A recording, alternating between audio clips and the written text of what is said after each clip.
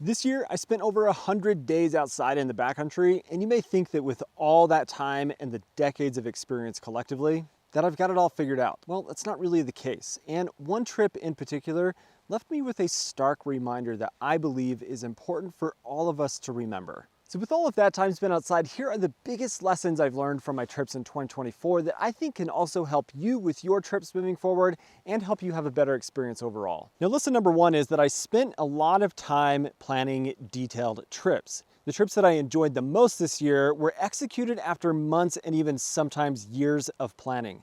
That planning included choosing the right gear for the trip to ensure it performed for the conditions, but more importantly was the time that I spent researching the area through blog posts, forums, and even hours and hours of time spent looking at maps. Then having all of that information in hand, particularly on my Onyx Backcountry account, that just boosted my confidence in executing the trip. So here's a few examples of where that detailed planning and research really paid off instead of just winging it out on the trail. So on a trip back in February with Eric Hansen, we were down in the Escalante area of Utah, and this was a loop and a trip that I had been planning for a very, very long time that had some very key logistical things to figure out in the trip planning to ensure that it all came together the way that it was supposed to. And there were three specific things that needed to be figured out for the loop to work the way that it ended up working out. And the first was, how are we going to exit the river corridor, the river canyon, to get up on top of the plateau? And there was one specific spot that I had been looking at for a very long time on Google Maps and wondering, is this going to work? Am I going to be able to get out of the canyon at this point? But you never know with 3D imagery and such if it's actually going to be feasible. So more research was required to be able to figure out whether or not it's going to work. The second was that once you get high up out of the river, that water pretty much becomes a scarce thing that you have to rely on springs or recent rainfall and such.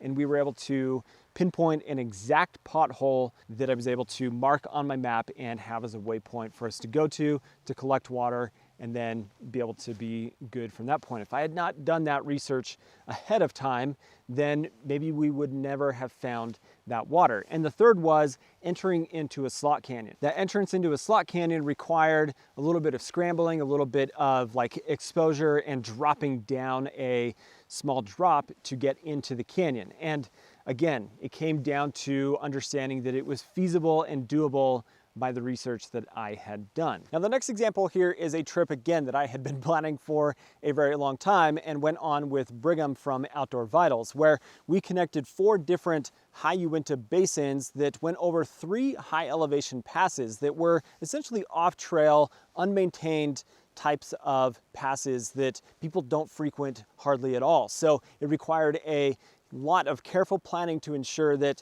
we were going to be able to get over and up and down the passes, as well as be able to connect all of the 4 basins together in one big loop and not have to do any kind of backtracking. That again took a lot of time spent in looking to see if there were any blog posts or forums that people had shared themselves doing any of those passes and trying to figure out if they were doable. And there was one cruxy pass that really didn't have any information besides one blog post that said, yeah, you can do it, but it is like kind of sketchy and dangerous. And so we were looking forward to that, but understanding that there was some risk and things involved in just being really careful and mindful in executing, going over that pass in a really, really careful manner. That's where the planning has been so key to just enjoying really awesome exploring types of trips that I've been on this year that I don't think if I had not spent that time and got invested into the planning and spent all of those hours looking at maps and such that got me excited about it, then maybe those trips never would have happened. But I do want to point out something key as well. It's important to plan detailed trips and go into any backpacking trip with an effective plan, but I also think that spontaneous types of trips are also really important to enjoying your experience in the backcountry. So have areas that maybe are a little bit closer to home where you can say, hey, I'm going to put my backpack on, I'm going to go for an overnight trip this weekend and just have a good time and know that you are confident in understanding that area and not have to spend a crazy amount of time doing the planning, but knowing that area and such ahead of time so that you can be spontaneous and just go enjoy yourself out in the woods. Now, lesson number 2 here is going to sound weird coming from me, the guy that spends a lot of time talking about gear here on YouTube. But it's the simple fact that the gear that you choose to take with you on a backpacking trip doesn't matter. The fact is, get out into the backcountry and have a good experience and create some memories for yourself. What does matter about the gear that you take is it needs to be something that will perform for the conditions that you're going to be experiencing and give you that positive experience instead of going with something cheap or not designed for those conditions and then just create a negative experience. And an example of that would be having a sleeping bag that's not warm enough for the temperatures that you're going to be sleeping in, or a sleeping pad that isn't insulated enough, or a tent that doesn't provide the shelter that you need for the heavy winds and rains or snow that you might be experiencing on your trip. Your gear does have to perform and fit the needs of the trip. But otherwise, I don't care if you use a freestanding tent or an ultralight Dyneema trekking pole tent. It's all about getting out there and just having a good positive experience. And that's where I want to pause and thank the sponsor of this video today, which is Garage Grown Gear. Now, Garage Grown has been a supporter of the channel for some time, and I'm super, super grateful for that. But where Garage Grown really shines is the support that they provide to the backpacking community and that they are 100% focused on just backpacking. So they support as many different brands as possible to give you, the customer, as many different options as possible to choose from so that you can find the exact pieces of gear that really fit your needs. But the other thing that I really love about Garage Grown is they give very small companies the opportunity to get a reach to people to sell their gear that otherwise would be really, really hard to find. The next time you are looking for some new backpacking gear, go to Garage Grown first, check out their new gear tab to see all of the new brands that they've brought in and see if you can find something that fits your needs for the gear that you're trying to buy for your next trip that you're going on. Now, with all of that said, what it has really reinforced for me is the fact that there is a lot of really good gear out there on the market. I've been able to test and use a wide variety of gear items that I've shared here on the channel with you, and it is just cool to see that there really is so much good gear out there on the market. And a good example of that is I've used like 6 or 7 or 8 different backpacks for all of my trips this year, and every single one of those backpacks was a good experience to an awesome experience. Were there things that I would have liked to see differently done in the design of some of the packs? Yeah, absolutely. That's personal preference and things that I would like to see that would help me have a better experience with it. But I can't say that any of the backpacks that I used this year were complete failures or absolute duds or just garbage pieces of equipment. They were just good pieces of gear. Now, you might be asking yourself and saying, if gear doesn't really matter, then why do you spend so much time here on the channel talking about different pieces of gear? I do it because I want to have that experience with as many different items as I can and share that experience with you guys so that when you are shopping and looking for other options or things that might fit your needs better, you have another perspective, something to look at as, okay, this was used in these kinds of conditions, and so that is what might be similar to what I'm doing, and I can see what that experience was like and how the product performed, and I share that experience so that there is just one more data set of information for you as the viewer and the audience to be able to see what is good or maybe not good about that piece of gear. But what I ultimately care about is that you are getting out into the backcountry with gear that excites you and you are creating memories for yourself. Just make sure that the gear that you do choose is designed for the conditions that you're going to be in and will perform well so that you don't end up with a safety issue and not have a negative experience that makes it so you don't want to go out on another trip. Now, the final big lesson to talk about today is the fact that anything can happen at any time. And it doesn't matter what your experience level is, injuries are going to happen accidents are going to happen, and you need to be ready for those situations. Now let me explain here for a second what I mean by anything can happen at any time. What I mean is accidents happen, injuries can happen, and particularly if you've never had something happen in the backcountry before and you have a lot of experience, then it is much easier for us to become complacent and be overconfident in some ways that can lead to an injury. When I was working for a climbing gym and in the climbing world in general, you see complacency, injuries, and accidents happen all the time from people being overconfident, thinking it's never gonna happen to me, and then somebody rappels off the end of a rope because they forgot to tie a knot in the end of the rope. We have to be really mindful of making smart decisions, being aware of risk management, and being able to be cognizant of what kinds of things we might experience while we're out there and being ready for it. And that could be as simple as, what is the anticipated weather and the conditions going to be like in that environment that I'm going to be in? Do I have the gear and the know-how to essentially spend time in those conditions and be out there? If I don't have those things, then maybe I need to dial back and just reduce my exposure to that a little bit, get a little bit more experience, and then go put myself into those situations. But even with as much planning and time spent managing risk ahead of a trip, freak accidents can happen. And that was an experience that I had on one of my trips this year where the trip was ended early because of an accident that took place. And that's where I am putting a little bit of blame on myself for some complacency and overconfidence on my part, where I potentially put myself and my group into a situation that was less than ideal that did lead to an injury. So a few months ago, I was hiking in Capitol Reef National Park with my friends David and Will doing the Beehive Traverse. Now for Will and I, this was a repeat trip of having done the Beehive Traverse a few years prior to that, and we were so stoked to finally be back on the route and repeating it.